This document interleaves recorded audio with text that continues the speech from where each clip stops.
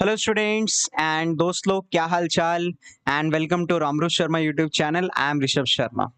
तो जब मैंने थोड़ा सोशल मीडिया चेकआउट करा तो मैंने पाया कि आजकल लोग एनसीईआरटी से बहुत ज़्यादा मतलब बहुत थोड़ा ऑफेंड हुए पड़े हैं।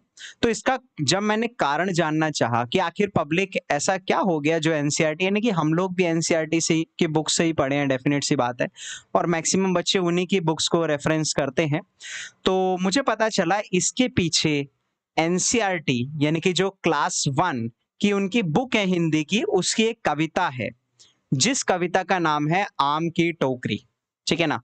तो इस कविता में पब्लिक ने ये पाया कि कुछ ऐसे वर्ड्स हैं जो कि ऑब्जेक्शनेबल है कहीं ना कहीं, और एक टाइप ऑफ थिंकिंग जो छोटे बच्चे के मन में, जो एक सिर्फ फर्स्ट क्लास का बच्चा है, जो उसके मन में क्रिएट हो रही है, जो इस पोयम की वजह से प्रभाव डाल रही है, अफेक्ट कर रही है, वो कहीं ना कहीं गलत है। जैसे कि मैं आपको ये पोयम पढ़ के बताता हूं। 6 साल की छोकरी भरकर लाई टोकरी। दैट मीन्स आप लोगों को पता है हमारे इंडिया में बहुत जगह पर, मैक्सिमम जगह पर छोकरी शब्द कहीं ना कहीं नॉट इन अ रेस्पेक्टफुल वे या फिर रेस्पेक्टेबल मैनर में इस वर्ड का प्रयोग नहीं करा जाता है।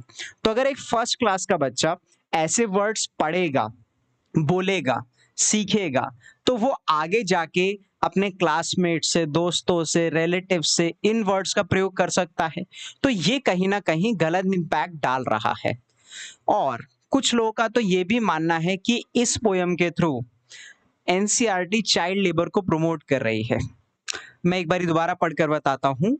6 साल की छोकरी भरकर लाई टोकरी, टोकरी में आम नहीं बताती दाम, दिखा दिखा कर टोकरी हमें बुलाती छोकरी, हमको देती आम नहीं बुलाती नाम। इसके नीचे भी थोड़ा एक्सटेंड हो रही थी, तो जो वेबसाइट का मैंने रेफरेंस लिया है वो प्रॉपरली दिखा नहीं पाया। तो लोगों को कहीं ना कहीं ये अफेक्ट हुआ कि यार, अगर बच्चा, फर्स्ट क्लास का बच्चा, आप सोचिए आपके छोटे भाई बहन है या आप खुद हैं, है ना, या आपके बच्चे हैं, फर्स्ट क्लास में अगर आपका बच्चा या आपका भाई बहन पढ़ रहा है ना, और वो ये चीज पढ़ता है और वो शाम को घर आकर किसी छोटे बच्चे को चाइल्ड लेबर करते हुए देखता है, तो क्या वो उस चीज से ऑफेंड होगा? नहीं, उसको लगेगा ये तो नॉर्मल चीज है, मैं अभी तो पोयम में पढ़कर आया हूं।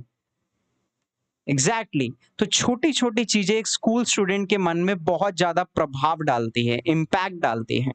तो लोग इसी वजह से बहुत ज्यादा ऑफेंड हुए हैं एनसीईआरटी, स्पेशली इस पोयम से, और बहुत ज्यादा ये वायरल हो चुकी है चीज।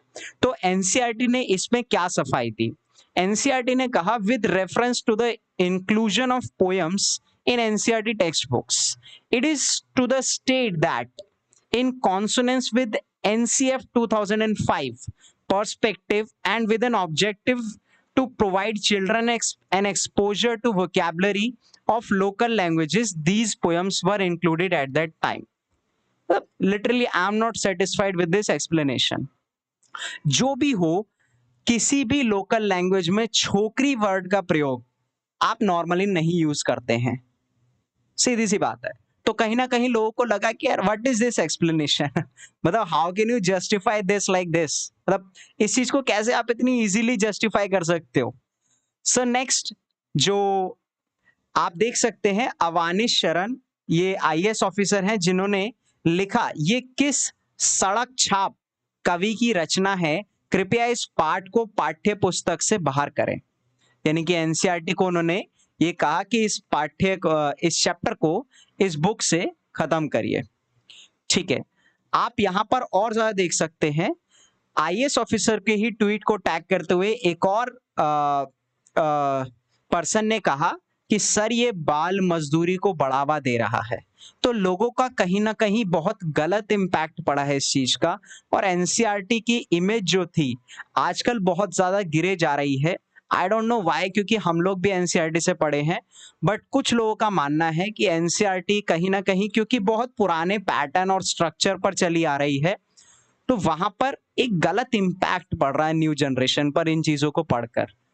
हालांकि एनसीईआरटी ने ये जस्टिफाई भी करा कि न्यू एजुकेशन पॉलिसी आते ही ये बुक्स रिफ्रेश हो जाएंगी, बदल दी जाएंगी, बट कहीं ना कहीं 2006 से फर्स्ट क्लास का बच्चा ये लाइन पढ़ते हुए आ रहा था तो कहीं ना कहीं उसका इम्पैक्ट पड़ता है। तो मेरे को ये वीडियो हालांकि इम्पोर्टेंट इसलिए लगी कि कहीं ना कहीं इसमें आ, कुछ ना कुछ गलत था, जो कि लोग सही थे इस बारे में।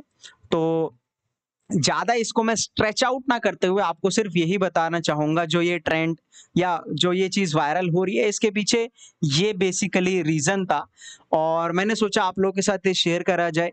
और प्लीज चैनल को सब्सक्राइब करना। Thank you very much. And आपकी क्या राय है इस टॉपिक को लेकर, क्या ये चैप्टर रिमूव होना चाहिए, नहीं होना चाहिए? एंड प्लीज कमेंट सेक्शन पर जरूर लिखिएगा। Thank you very much.